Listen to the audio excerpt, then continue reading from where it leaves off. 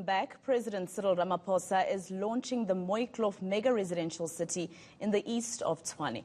The project aims to address inequality to providing access to lifestyle services to people in lower income groups. Once completed, the value of the development is expected to be 33 billion rand. It's also expected to create 7,000 jobs. Our reporter Govan Whittles is there and joins us now live. Govan, we've heard before of many of the projects that government has, for instance, launched when it comes to people's housings, and there's been a lot of scandal. For instance, our colleague Manqoba Mchunu has covered those homes in Limpopo that were supposed to be homes, but they turned out to be shacks, for instance. What is the difference with these homes, and who are they meant for? It's quite a lot of money that government is putting into this project.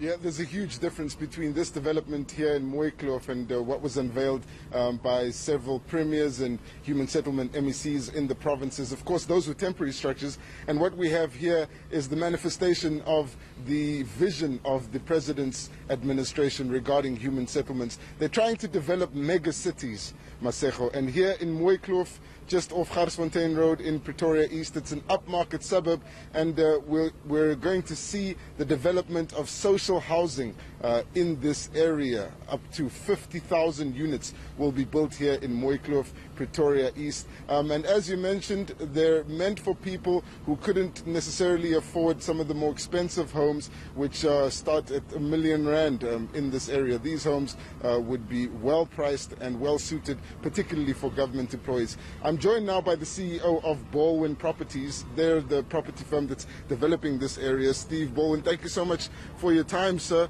First of all, this is a huge project that you're undertaking, and there is already interest in it. Have you sold any of the units yet? Yes, good morning everybody. Thank you very much for this opportunity. We've sold 200 yesterday.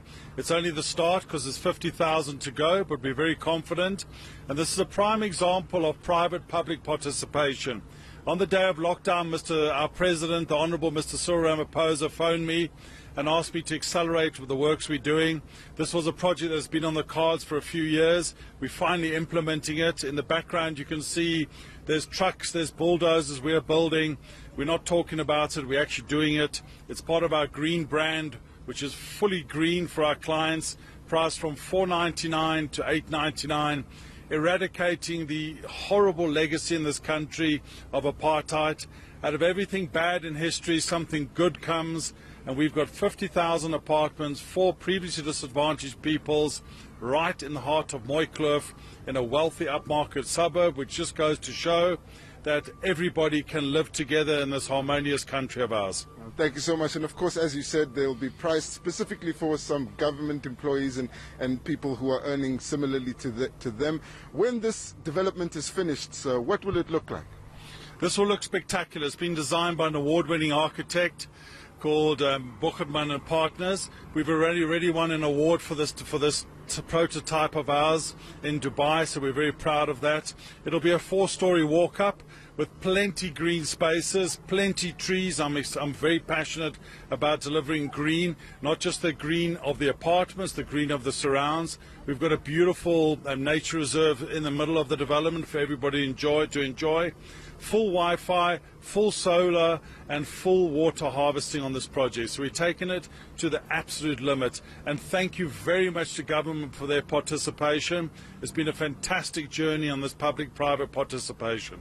Thank you so much. That's Mr. Steve Govan. He's the CEO of the Govan Properties. And we're here at Mooikloof, and as he said, this will be a project that's meant to demonstrate the green lifestyle for the people who move in. It's also a project of the Sustainable Development Infrastructure Grant scheme that's led by Dr. Cyril Ramaphosa, who's also in the office of the presidency. And he's expected to be here. Of course, the president will be joined by Public Works Works Minister Patricia de Lille, as well as Human Settlements Minister Lindiwe Sisulu. You can see some of the workers, they're already busy there, Masego. None of the units have been built yet, but as you can see, they're very busy trying to get the development going, and it's the same across the entire area. We should have the President to speak about the timelines once he arrives later this morning. Also, some details from the Public Works Minister and Lindiwe Sisulu regarding the budget for this project. And so we do expect them to arrive from about 9 o'clock, 9:30 to 10 o'clock, and that's when we expect the program to begin. Masego. Oh, okay, Govan. So it's about making sure that people are able to afford these homes. But before I let you go, Govan, I just want to also ask you a bit of other questions. Obviously, when we go to these press conferences as journalists, that's not the only thing that we're there for. Of course, we've heard during this week that there's a possibility of a cabinet reshuffle by the President. We obviously will also ask the Human Settlement Minister about that housing project I was telling you about in Limpopo. But tell me a bit more about the possibility of this cabinet reshuffle, Govan.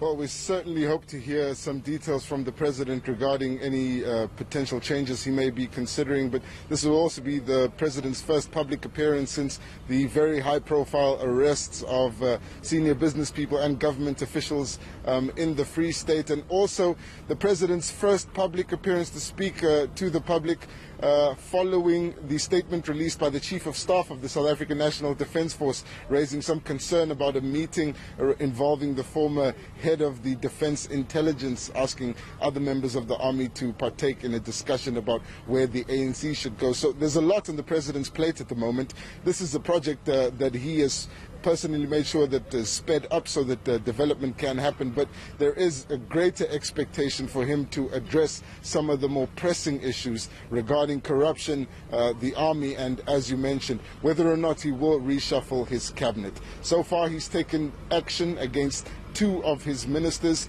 Stella Ndabeni-Abrams, who had her pay docked, and as well as the Defence Minister, Nosiviwe Mapisa-Nqakula, who's had her pay docked for 3 months. But whether or not they'll be taken out of cabinet remains to be seen. And of course, making that announcement of a cabinet reshuffle is the President's prerogative.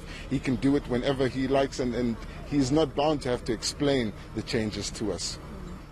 Well, let me let you go. Thank you very much, Govan Whittles. I do know that you will ask those important questions.